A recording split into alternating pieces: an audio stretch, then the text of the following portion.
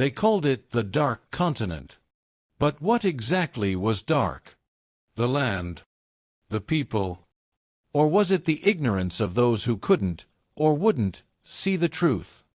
This story isn't about darkness. It's about distortion. For centuries, Africa has been framed as a land of mystery, danger, and silence. But the silence wasn't natural.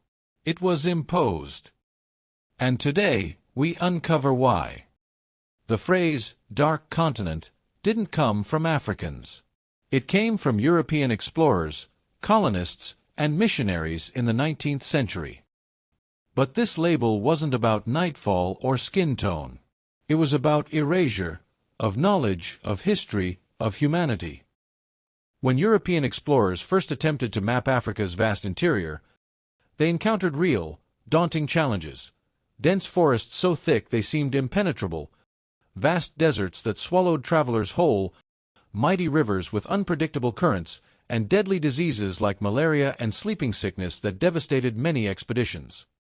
These were not minor obstacles.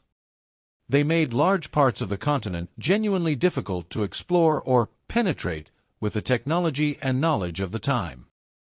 In this way, Africa was dark because it was physically inaccessible, mysterious to those who sought to chart it.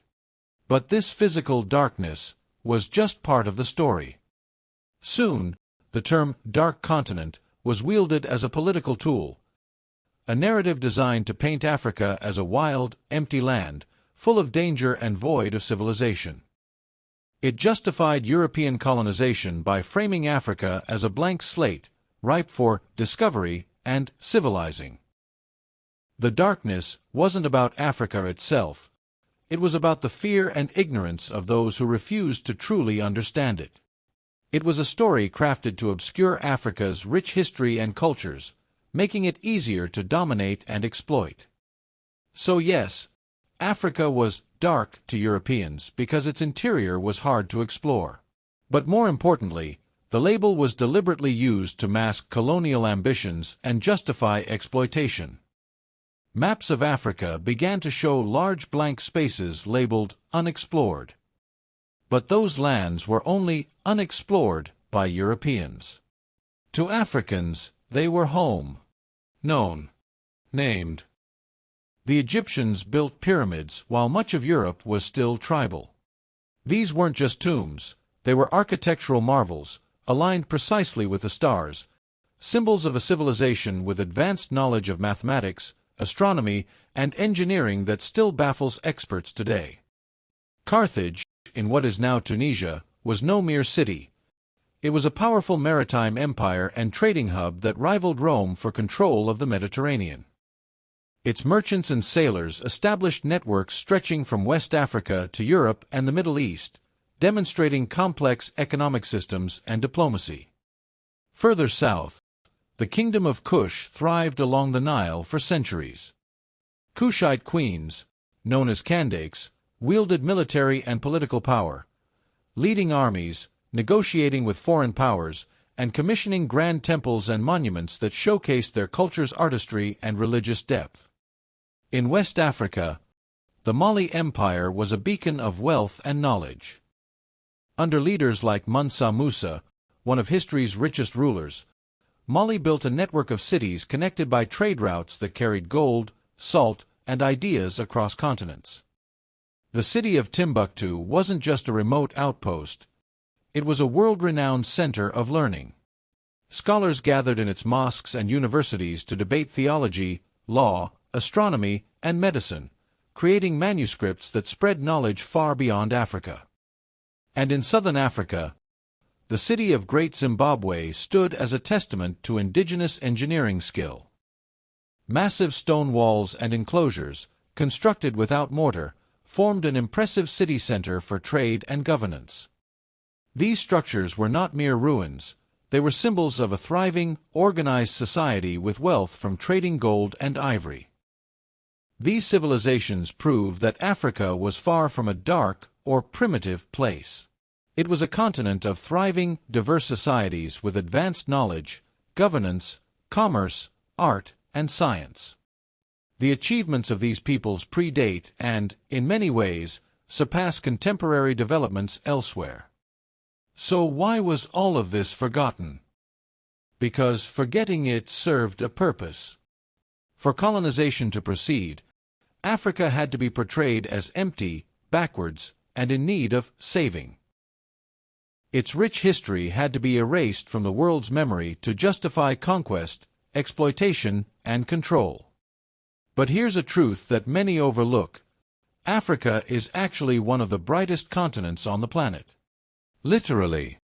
Because a large part of Africa lies directly on the equator, it receives intense, direct sunlight all year round.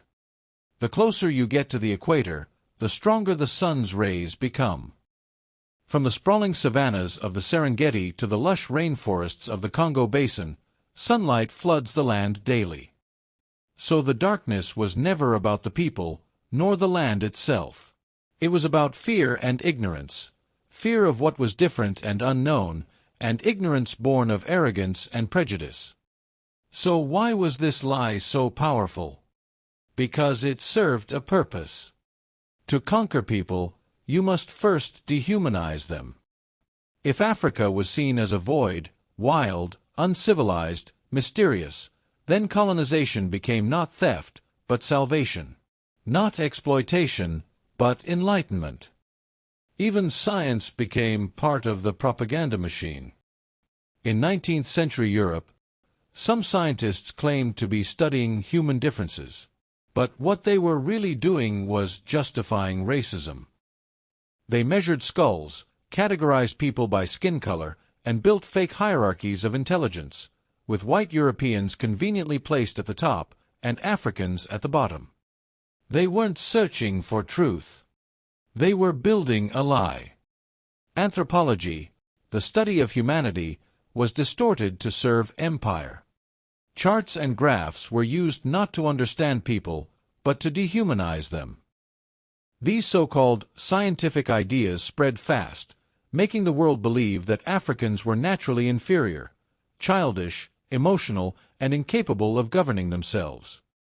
It wasn't science. It was ideology, racism dressed up in lab coats. And the damage didn't stop there.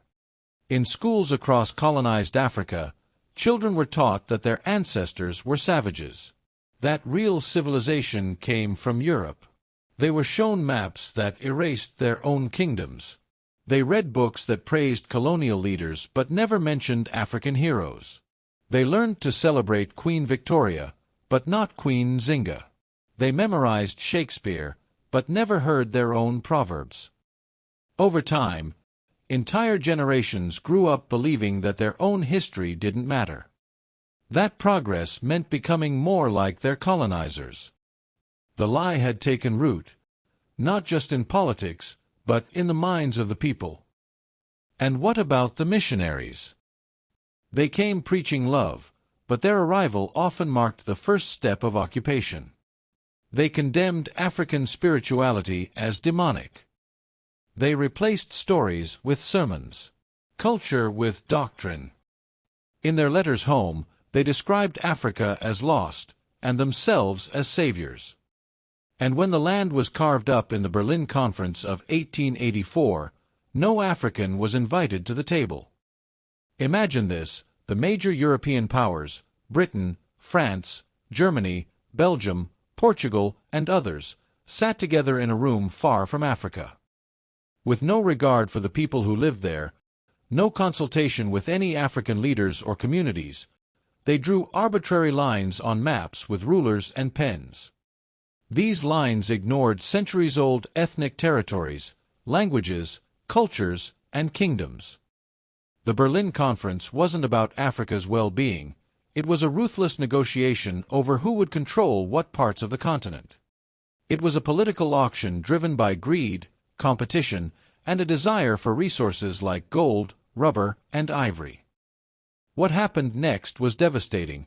Ethnic groups that had lived peacefully side by side were split between different colonial territories. Others, historically rivals or enemies, were forced together under a single colonial administration. These imposed borders planted the seeds of deep and lasting conflict, wars, civil strife, and political instability that many African nations still struggle with today. This conference essentially legitimized the scramble for Africa, accelerating colonization and exploitation under a veil of legality. It ignored African sovereignty, culture, and history. It was less a conference and more a territorial deal, one that reshaped Africa forever, often with catastrophic consequences for its peoples. The term Dark Continent gave all of this a moral shield. Millions died under colonial rule, from forced labor, war, famine, and disease. In the Congo alone, under King Leopold of Belgium, over 10 million people perished, yet it was called a civilizing mission. They said Africa was dark, but the darkest acts came from those who claimed to bring light. Even after independence movements swept through the continent in the mid-20th century, the myth lingered. Images of war, famine, and disease dominated Western screens. Rarely was Africa shown as modern, complex, or capable. The same narrative, now rebranded. Instead of calling it dark, they called it underdeveloped. Instead of conquest, they called it aid. But the power dynamic stayed the same. Even today, when people talk about Africa, they often speak of it as a single place, ignoring its 54 countries, 2,000 languages, and countless cultures. The ignorance persists, but it is being challenged. African voices are rising. Writers, filmmakers, historians, and activists are retelling the story, not as a continent lost, but as one stolen. Not as backward, but as brilliant, wounded, and resilient. Now, the world begins to listen. We see African tech entrepreneurs building solutions for global problems. We see fashion, music, and film reshaping global culture. We see a generation refusing to be defined by colonial lies. So let's be clear, Africa was never dark. The phrase, dark continent, was a tool, a cover, a convenient fiction that allowed Europe to plunder, enslave, and dominate, while pretending to uplift. The darkness they spoke of was not in the land. It was in the greed that tore it apart. It was in the blindness that refused to see its brilliance. It was in the arrogance that believed civilization could only wear one skin. But the truth has a way of surviving. And now, the myth is breaking. Because Africa doesn't need to be discovered. It needs to be understood. Not through old colonial maps, but through its own eyes. Its own voice.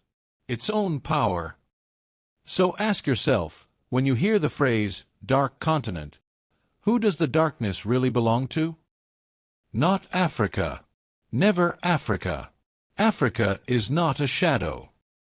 It is a sunrise, and the world is finally learning to see it.